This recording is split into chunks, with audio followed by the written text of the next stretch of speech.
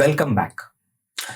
Now, there are multiple noteworthy theories that we can use as a foundation for our reward strategy.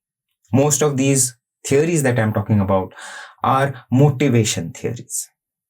For example, Frederick Herzberg proposed what we call the motivation hygiene theory. His findings revealed that there are certain characteristics of a job that are consistently related to job satisfaction, while there are a different set of factors that are associated with job dissatisfaction. The characteristics of the job that are associated with job dissatisfaction, he called the hygiene factors. And the factors of the job that are related to job satisfaction, he called motivation factors. These characteristics that are associated with job dissatisfaction, when they are adequately addressed, people will not be dissatisfied, nor will they be satisfied.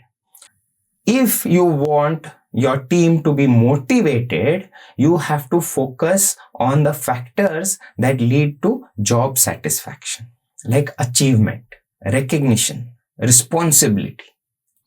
A combination of both of these, the hygiene factors and the motivation factors, will lead to a more committed and productive workforce, was the argument of Frederick Herzberg. While this theory has been widely used, there are also criticisms of this theory. Another theory that I want you to think about is the theory proposed by Victor Vroom, called the expectancy theory.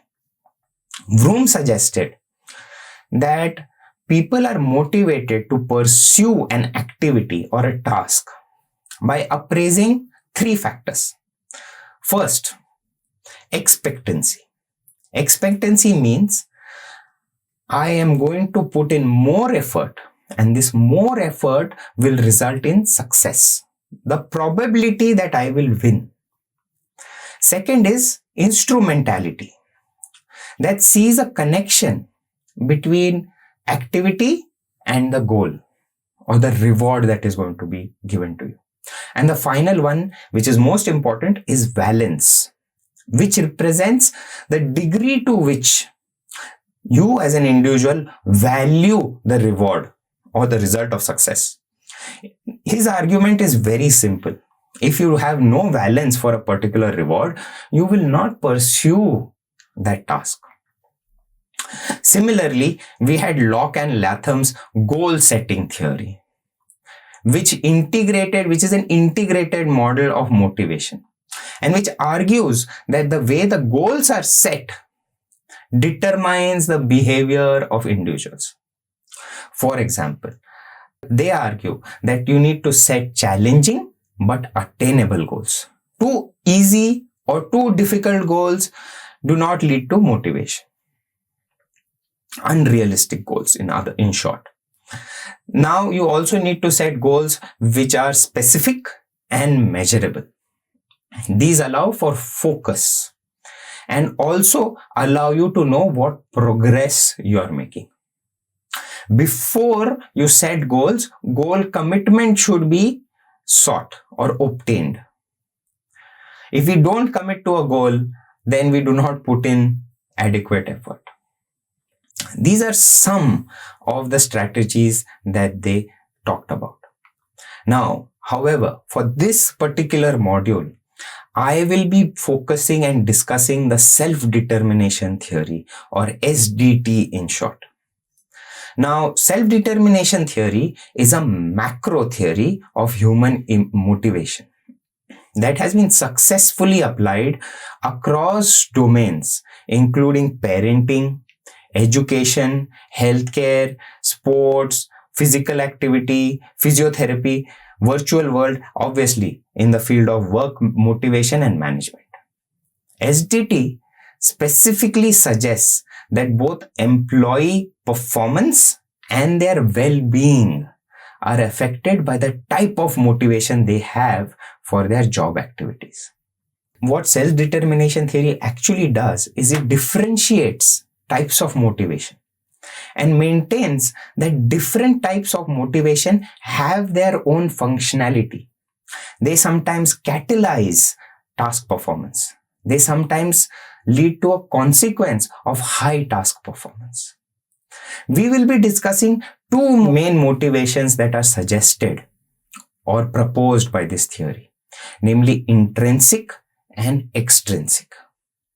Intrinsic motivation refers to activities for which motivation lies in the behavior itself. There is no reward given per se. When intrinsically motivated, people spontaneously experience interest and enjoyment, and that in itself is a reward.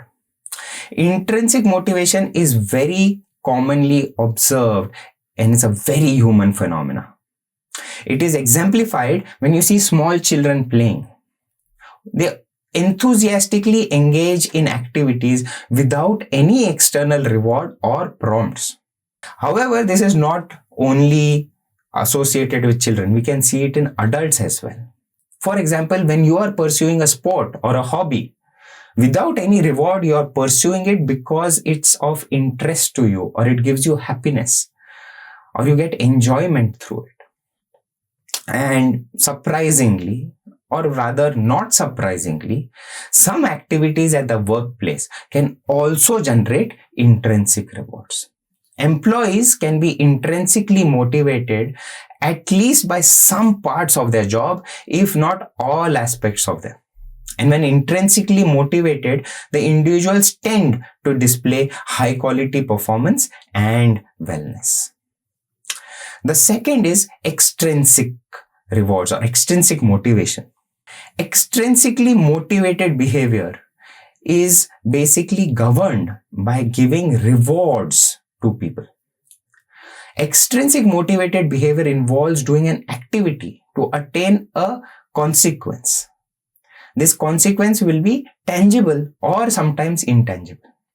And extrinsic motivation encompasses all instrumental behaviors, in the sense that we follow certain behaviors because we want to achieve certain rewards.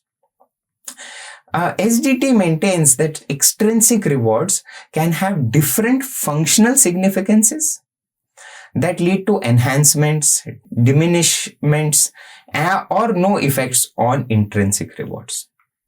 Now, to give you a short summary, we discussed a few motivational theories.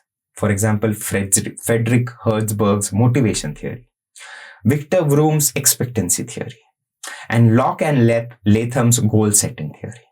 But we focused our discussion on self-determination theory, which argues that there are two main types of motivation that lead people to perform better. Intrinsic motivation, which you often get by doing an activity with or without a reward, and extrinsic motivation. For doing you do an activity because you are getting some kind of reward that you value. Now, in the next video, we will dwell deeper into the concept of extrinsic motivation.